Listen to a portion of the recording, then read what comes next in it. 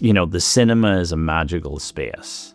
And I'm driven ultimately by the love of that, by the kind of sacred experience of sitting with other people in the dark, listening and watching, stories being told. And that's kind of something I've had since I was a child. And that kind of childlike appetite for it is unlikely to go away.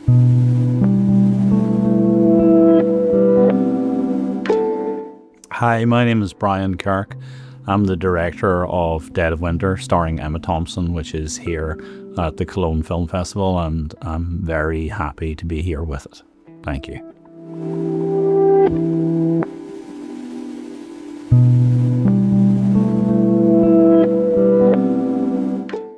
It's a kidnap thriller. It's about a grieving widow who is on a pilgrimage to northern Minnesota to scatter her husband's ashes when she accidentally interrupts a kidnap in a very remote location, which is kind of beyond cell phone coverage and hours from the nearest town. So really, she kind of has no choice but to help because of, who she is as a person. And the movie is really about what drives her to do that. So, I'd say it's, it's a pretty merciless thriller. But it's also a survival movie, and it's also a love story, set in this epic landscape. Hopefully there's something there for everyone.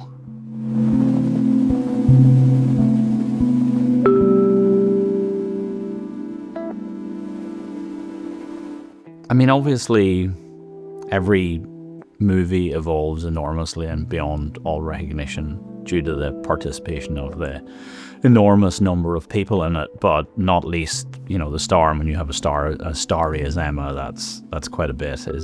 But in the first instance, it's the script.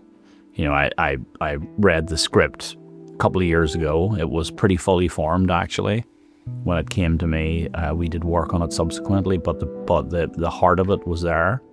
I felt that the emotional journey of the protagonist was so pronounced, and her motives were so beautiful, and it felt like it was bursting with tension and emotion, and it felt like it had great set pieces, but also wasn't afraid to engage with pretty weighty themes, ideas of love and loss and death and rebirth and survival and legacy, and what does it actually mean to be alive, and how do you make sense of that in the face of death, which is a question we all face and none of us will ever get to know the answer to in advance. So that stuff was incredibly exciting to me.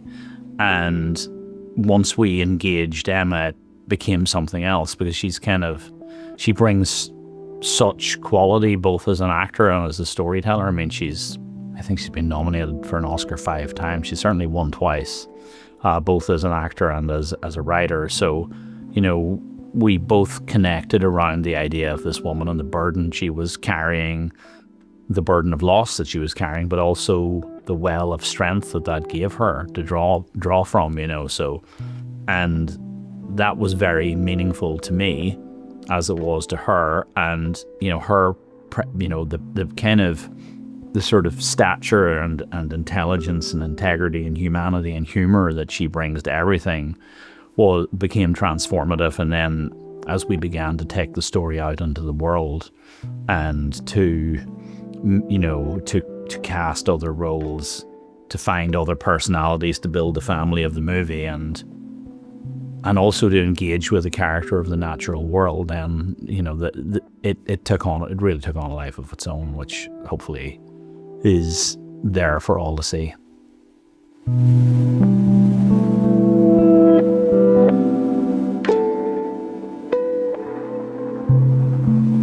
What did I learn? I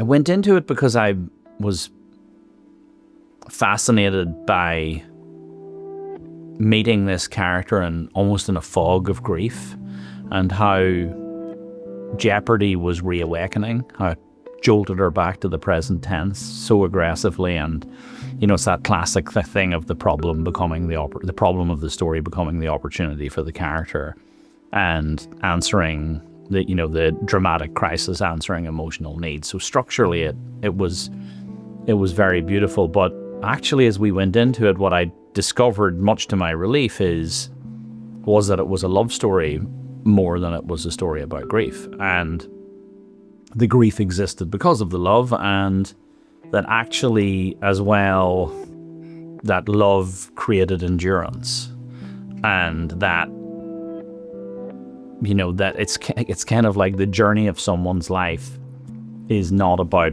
the end, it's about the process. And that's how, you measure someone's life. And I felt incredibly engaged with her as a woman. I felt I was discovering a lot about myself through her, and what I found also beautiful is that she is someone who's prepared to risk her life to save a stranger. And the thing that gives her the strength to do that is love. And that the person she's up against is someone who's prepared to kill a stranger to stay alive. So you're kind of, the story looks through both ends of the telescope simultaneously. And it has an incredible archetypal energy because of that, but also a very real emotional energy. So yeah, that was a kind of beautiful thing to engage with.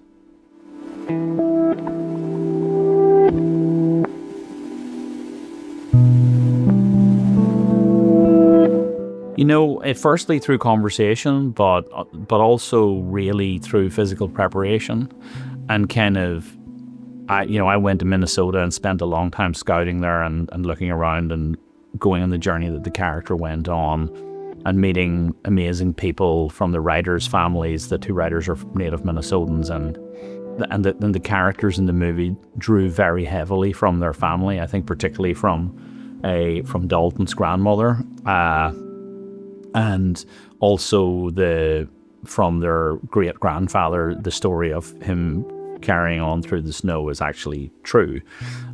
So meeting those people and getting a sense of the fabric of the community and their connection, the connection between the people there and the natural landscape, was super important. And then we set up a little group of people who became both a support network and a resource network for Emma. So she began to do a lot of her research into that world independently, and simultaneously there was a lot of training required. I mean, the physical endurance. She's an outdoors character. She's comfortable in that world. She has the energy to survive in that. And that's not something that comes overnight. You've got to go and spend a lot of time there because the conditions are pretty extreme. So she went to Finland well in advance of shooting. She kind of lived in her costume for a long period of time. She was outdoors a huge amount, and simultaneously she was doing a lot of dive training, because the underwater stuff at the end of the movie actually required a very specific level of expertise in order for it to be safe. So, and I think that whole process of physical immersion, and also the amount of time she spent alone in that landscape, that was a huge, a huge way into it, because she is a character who's very comfortable at being alone, but also she's an actor who gives you an enormous amount of access to her inner life in a really brilliant way. So, as she was going on that journey, and I was out there, and we were finding locations and building the world and drawing a map of the world, and beginning to construct things and find things, and that becomes a long sort of dialogue by which the story acquires a life of its own, and the character acquires a life of its own, and begins to speak back to you.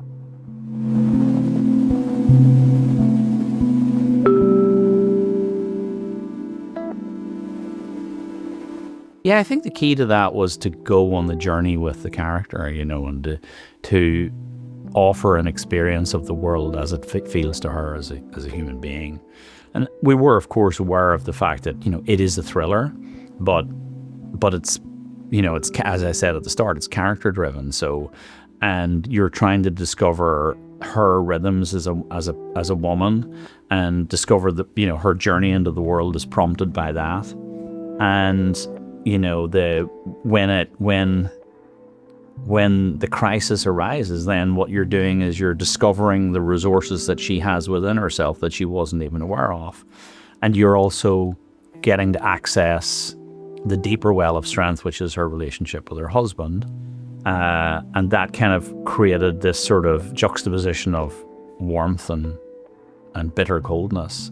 And I also felt that the situation of the story meant that photographically we were kind of in a world that was sort of somewhere between isolation or juxtaposition of isolation and confinement. That she was trapped in this place, but she was also in the middle of nowhere where no one would ever come to help.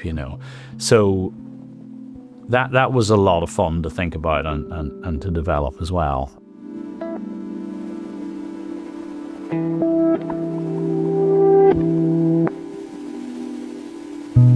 It's an interesting kidnap movie because it's not about sex or money, which almost kidnap stories are almost always about sex or money.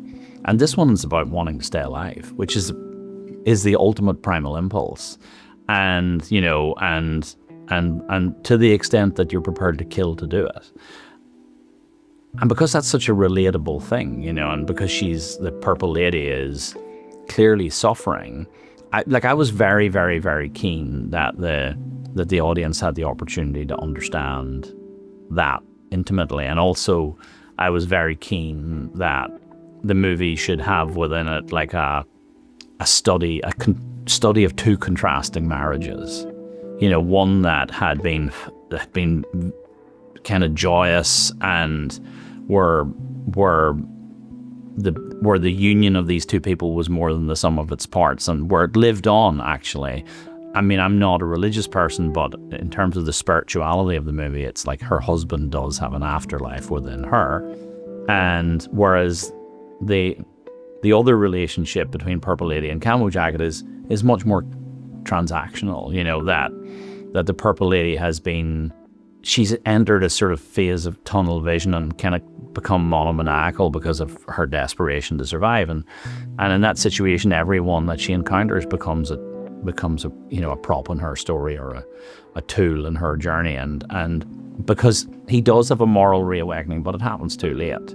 So, it's kind of that it's also, I found it interesting to think about how with people like him, that habit and compliance and being unquestioning, all of that stuff is, and actually the need to be with someone else, draws you into situations that you wouldn't otherwise entertain. And I think, I was definitely, in terms of the humanity of the story, as I said, like the Barb character will risk her life to save a stranger. The Purple Lady will kill a stranger to stay alive. The young girl, Leah, as well, is someone who doesn't understand the value of her own life until someone threatens to take it. She's someone who we learn has tried to kill herself on multiple occasions. And I love the fact that, in a way, she undergoes a process of rebirth in the story, and that the Barb character gives her a second chance at life, and that in itself, she becomes like a mother figure, even though she doesn't have any kids of her own. So there's a great sense of a natural cycle within that, and how it is the work of the old to create the world for the young. Do you know what I mean? It's like each generation prepares the ground for the next one, and we're at a time where we've kind of forgotten that, and so that was beautiful to connect to. And the other thing that I really enjoyed was just the implicit understanding in the story that you can't actually survive alone. And it's kind of, if we live in an age where we're all plugged into everything, we're carrying devices everywhere, we have a super abundance of information, but all of these things, we seem to be getting more and more disconnected and more isolated. And that's the story, the kind of energy of the story is about interconnection. That's that, as I said, that well of strength that she has comes from her husband. She wants to pass on to this girl, and that's her legacy. That's her afterlife. I definitely found that very rewarding.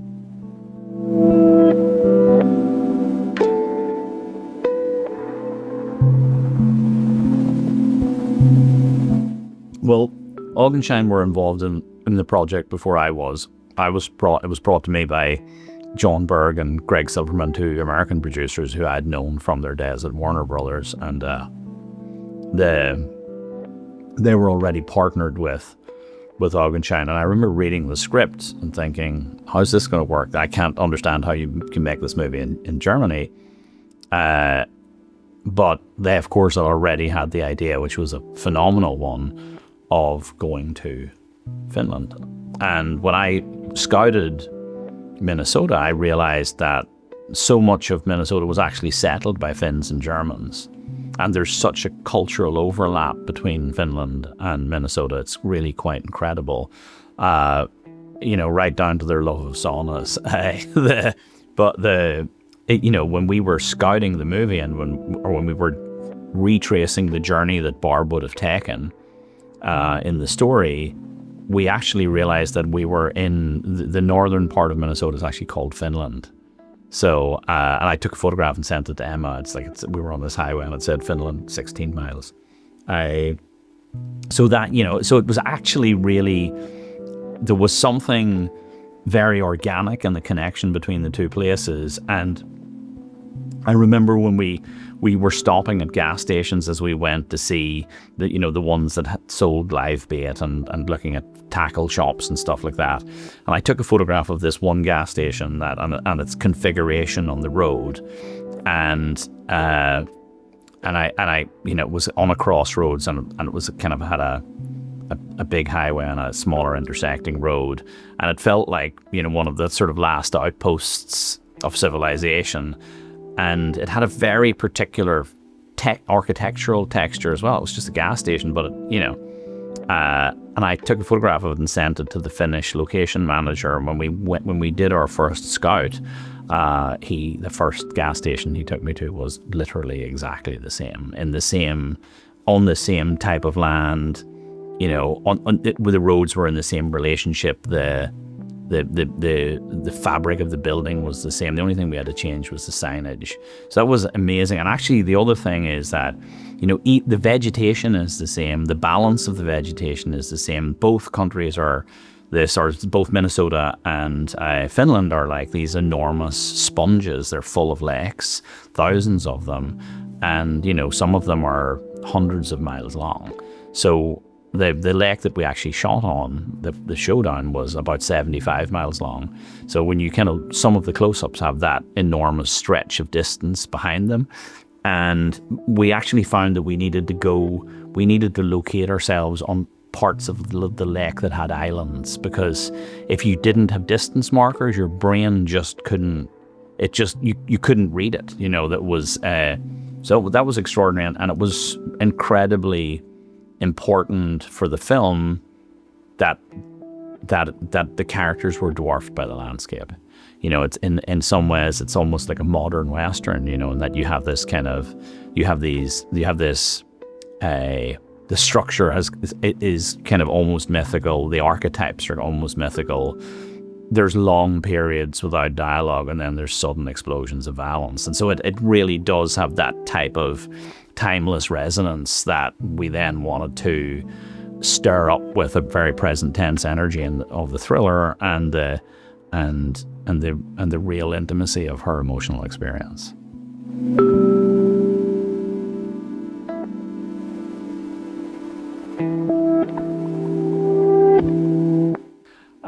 Visually, it was incredible. I mean, visually, it was a feast, because where the sun comes up, it skirts the trees all day, and then it goes down. So you have this. It's kind of the whole day is this beautiful magic hour, but the actual challenge of it is insane. The getting your clothes on is insane, because you got to put 5 layers on in order to go out. So it takes a while, and the whole thing in the movie about the 3 layers of gloves, I mean, that comes from having scouted in Minnesota, which they all do. They wear gloves with fingers, and they wear mittens over the gloves with fingers, and then they wear choppers over the mittens, you know. So you have your kind of lightweight, dexterous glove, you have your woolen warm glove, and you have your waterproof outer glove. And that, you know, the choreography of the gloves is insane but true. And the you know, I found, you know, if you, on the coldest days, like I think our coldest day was like -29. You know, if you have facial hair, it freezes immediately. Your eyes can get stuck shut. You know, all of that stuff is really, it's, you know, it's very beautiful, but it's quite scary. You can't make snowballs because the snow is so dry. Once you go, fortunately it didn't happen to us, once you go below -30, equipment starts to malfunction. So really we made a decision to shoot the exteriors in March, because it is the place between, you know, the days are getting longer, but you're guaranteed snow. And usually the snow starts to melt in April, and it's not safe to shoot on the lakes in May. So we went in March to be right in the middle of that. But actually at one stage it became unseasonably warm. And that was a bigger challenge than the cold, because if you have a lake that rises in temperature and comes close to zero during the day, then the top of it starts to melt and become watery. And this thing that 2 hours ago was a giant mirror is now a giant puddle, you know.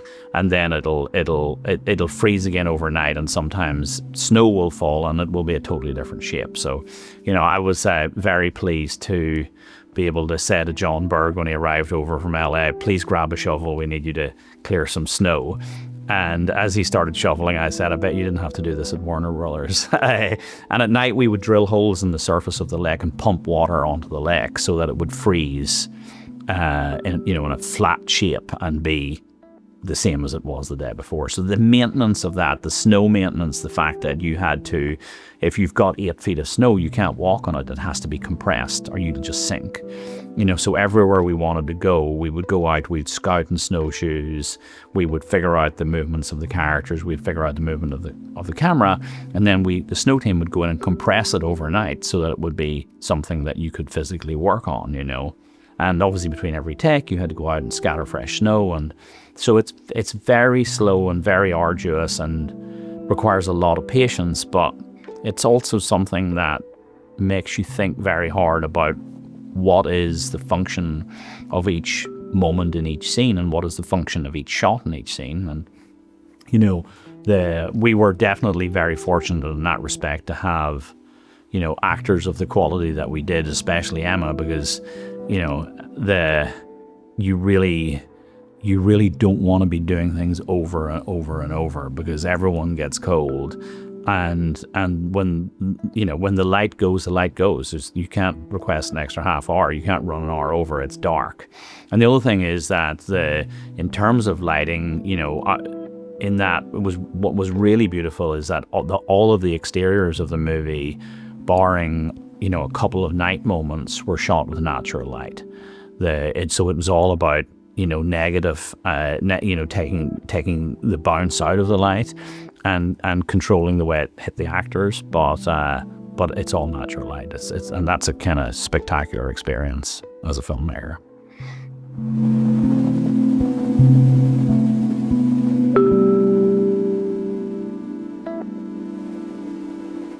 Yeah, the landscape in terms, well, we started in a good place because we had 2 very good Finnish sound recordists that we worked with. So the quality of the sound that we brought back was pretty exceptional. But also, you know, being there and having been to Minnesota and kind of getting a sense of the soundscape of the place, and being fortunate enough then when we went to Finland to have a lot of the same elements. Like, for example, in Minnesota, I saw quite a few animals like stripped to the bone by wolves. There's a lot of wolves there, and there's and I heard quite a lot of bears. So, you know, I knew that those things wanted to be part of our world. And when we came to build in Finland, there was a family of wolves that were quite close to that cottage. Or I don't know if wolves exist in families. There were wolves around the cottage. There were definitely some cubs.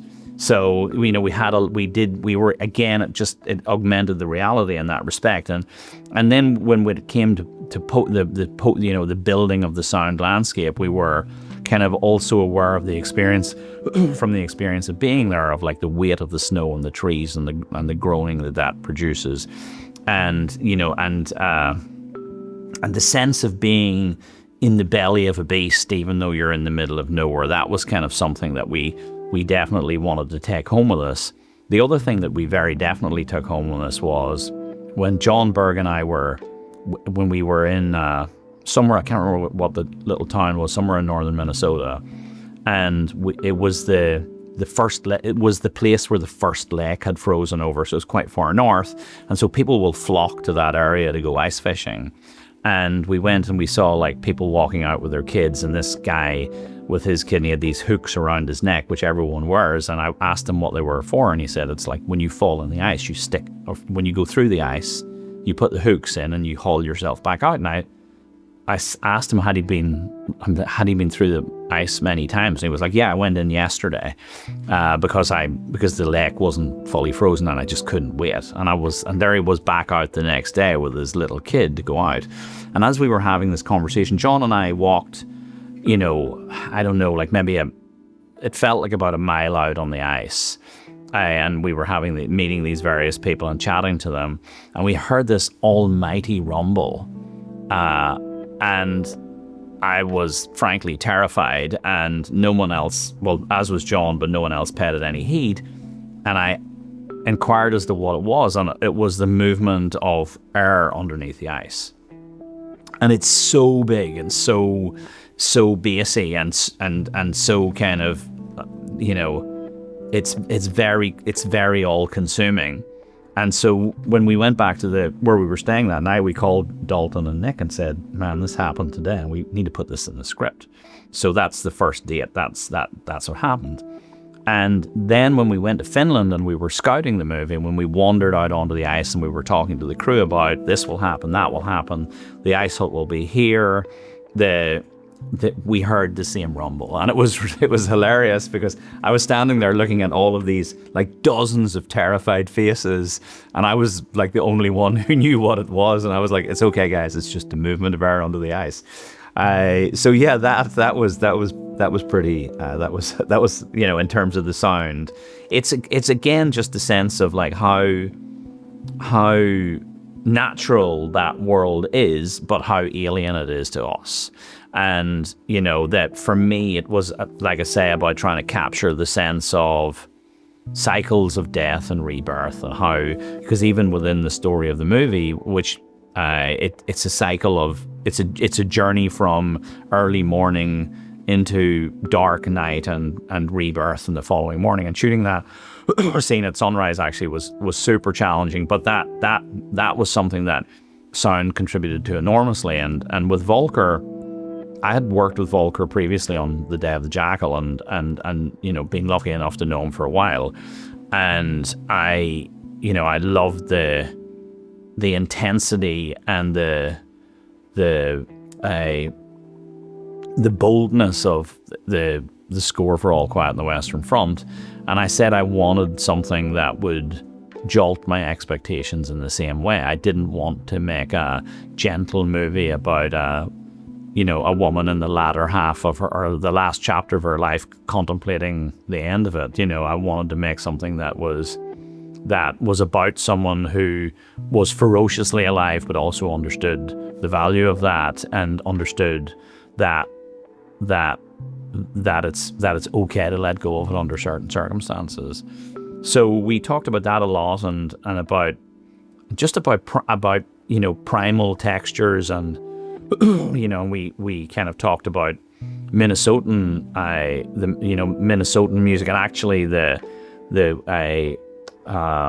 Nick, who was one of the two writers, has composed music and has worked as a music arranger, and it comes out of that world. So we talked a lot about Minnesotan instrumentation, but eventually, like, we decided to just totally veer away from that and go into a place that was born out of emotion and primal energy, and Volker just started writing a lot of stuff not necessarily to picture, but in response to footage that he was seeing. And the first, he did a cue very early on with this, with a kind of distorted vocal quality, and we were like, okay, that's her sound. So now that we found her, now that she's going to anchor the story, let's find something that's almost the antithesis of that. That comes from a more, that comes more from the thriller landscape, but has a darker sort of desperation to it. And let's say that's the Purple Lady's sound, and then let's try and create a sound that envelops both of those things. That is the bigger sound of the world, which is the stage that these actors play out their story within. And let's try to discover the ways in which Barb is connected to it, and the Purple Lady has cut herself off from it.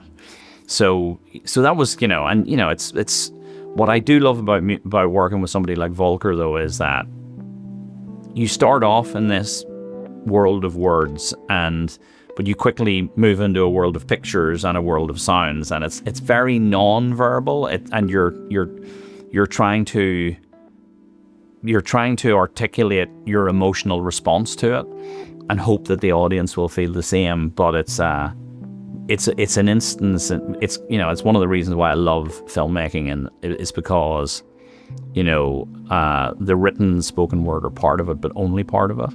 And that there are, that the other soundscape and the other and the visual landscape kind of, it's a great sort of coming together of storytelling elements where, everything you hope, everything in the world is supercharged with meaning, and that all of those things are additive, and that, the sum of it is much greater than any part you could have identified at the start.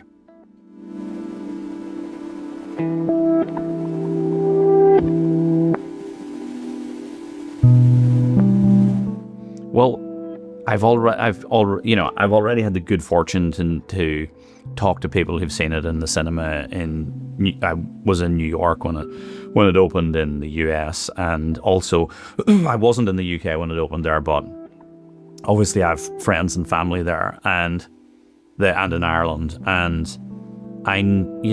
what you're hoping for is, it's like watching a child leave home. Do you know what I mean? You're hoping that you've equipped it with enough, wisdom, strength, and heart to stand on its own 2 feet in the world, and you're accepting that you have to relinquish control and allow this thing to exist independently of you, which is very challenging. But what I discovered from all of the audiences that I talked to who've seen it was, the extent to which people connect with Emma's story, with the visual landscape, with the natural world of the story, and with the jeopardy within it, and with the love story, is, incredibly gratifying. That I sort of feel, I'm very fortunate to be sitting here already feeling, yeah, we're safe. It's, this thing can stand on its own 2 feet and speak for itself now, and that sort of, it's kind of like you're both sort of relieved of a duty of care to the thing, but also proud of it for what it is rather than for what you created, if that makes sense.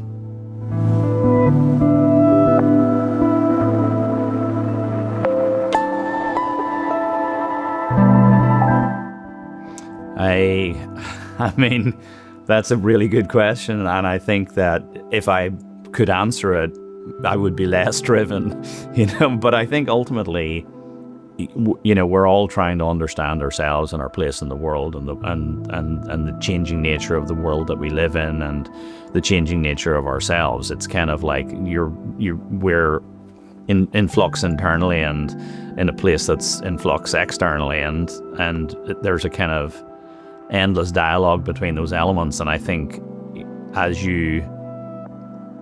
certainly as I've aged, that the specifics of narrative fixation have changed, but ultimately